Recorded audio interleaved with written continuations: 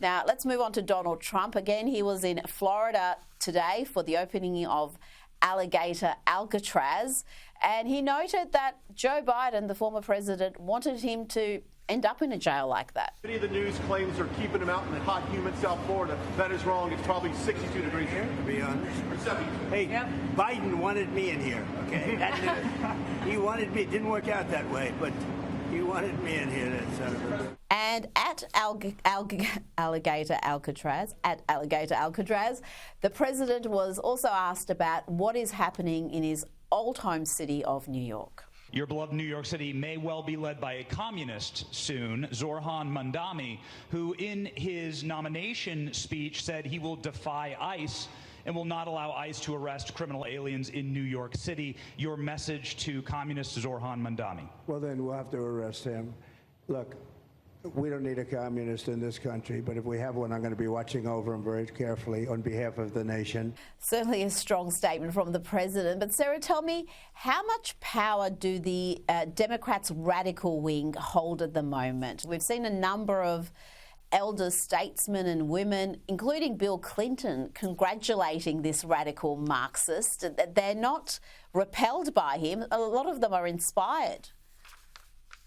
Yeah, I mean, it remains to be seen whether or not this man can actually win in New York City. I got to tell you, by the way, if he does win this, if he does pull it off, New York City will be irrevocably changed. It will be irrevocably, pained from all of these policies that he decides to implement. He is a full-blown communist. The interesting thing about the New York City primary in the Democrat Party is that when you look at the data of the people who were actually going in and voting for this man, the man who claims that he's about the working class and he's all about equity and he wants to make things fair, you would think that he would appeal to the working class people. Well, largely the working class people here in New York City rejected this man. And it was, of course, the liberal elites, the people who were making so much money that they didn't really care, that they think that they know better. And they want to dictate policy for these poor, oppressed, poor people that they know better for. And so that's who you saw voting for Mamdani. You didn't see the actual working class, who his policies would affect the most,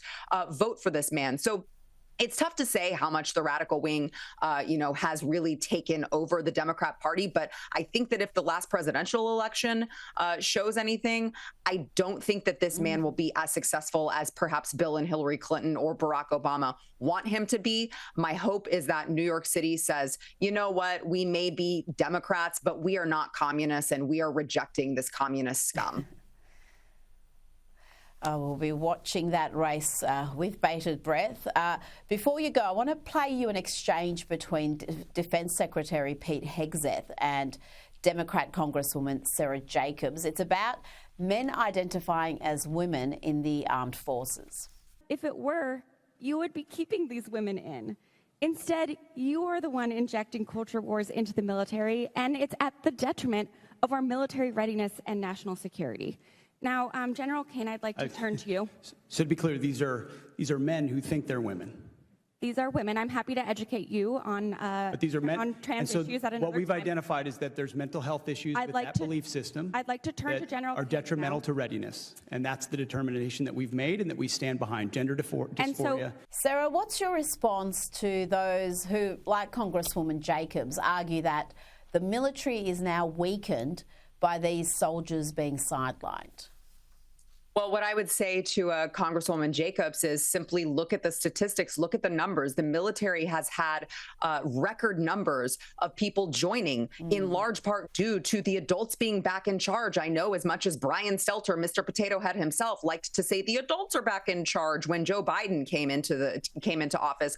Really, the adults are back in charge. And we all know biology. It's very, very simple. And by the way, if a man is confused about what sex or gender he is, he can't just look between his legs and understand what he is. We don't really need him serving in the military. It serves as a distraction. And so I would tell Congresswoman Jacobs, look at the recruiting numbers. They're through the roof because young men are excited about, not being told that they are toxic, about being told that they should be strong and they should be willing to fight. And we can have the greatest, strongest military in the entire world. No offense, Rita, of course, if we just pay attention to the right things. They are supposed to be deadly. They are supposed to be strong. We are not supposed to be worrying about coddling someone because they don't know what sex they are. And so, I mean, Congresswoman Jacobs, this used to be an elite, esteemed position to be in Congress. Now, apparently, anyone can join, and they don't even need to pay attention to numbers or statistics or figures or, hell, even basic biology, Rita. Well, you've got justices on the Supreme Court who can't tell you what a woman is, so we shouldn't be surprised that we've got Congresswoman Jacobs there. And just on Pete Hegseth, I want to play you a statement he made, because I think the Trump administration understands better than most that names matter, language matters, and the left has always understood that. And here is Defence Secretary Pete Hegseth announcing that the United States Navy is renaming the US naval ship Harvey Milk to the Oscar V. Peterson. We are taking the politics out of ship naming. We're not renaming the ship to anything political. This is not about political activists, unlike the previous administration. Instead, we're renaming the ship after a United States Navy Congressional Medal of Honor recipient, as it should be. People want to be proud of the ship they're sailing in. And so we're renaming it after a chief, a Navy chief. Pete Hegseth goes on to describe the heroics of Oscar V. Peterson and why he's earned that honour. These things matter, Sarah.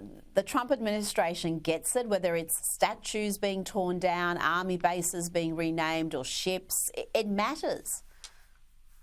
Yeah, it really does. I mean, history matters, right, Rita? I mean, we look at all of the statues. You point out all of these statues that the left has torn down, quite literally torn down. And we look at how much they've changed, how much, I mean, they even eliminated Aunt Jemima, right? They have gone from celebrating really key figures in our history for what they were known for into just erasing our history. And what we know is that if we don't really embrace and learn history, we are, of course, bound to repeat it. So, of course, we should be embracing, United States naval service members instead of gay activists. I mean, of course, we should be recognizing the things that matter. And I really do commend Secretary of Defense Pete Hegseth, along with President Trump, for recognizing that. I mean, this is not the first thing that they have decided to rename, to take back from the left that has co-opted, of course, language and co-opted some of our bases, our army bases, our military bases, and these ships as well. And so the Trump administration has said, no more. We are going to honor these service members. We are not going to pretend like it is, it is wrong to be strong and be proud of our military. We are going to be proud of it, and we're not going to be ashamed of history anymore. And I think that it's a really, really important thing to recognize. And I think it's a really big win, not just for this administration, but for the entire country. It's about damn time that we start, embracing these things again, because I got to tell you, China is over there building machines. They're not afraid to embrace their military. And finally, we have an administration that is doing that. We've got record recruiting numbers. And I'm really, really excited about the future of the United States military under the direction of course, President Trump and Pete Hegseth. Sarah Gonzalez, thank you so much for your time tonight.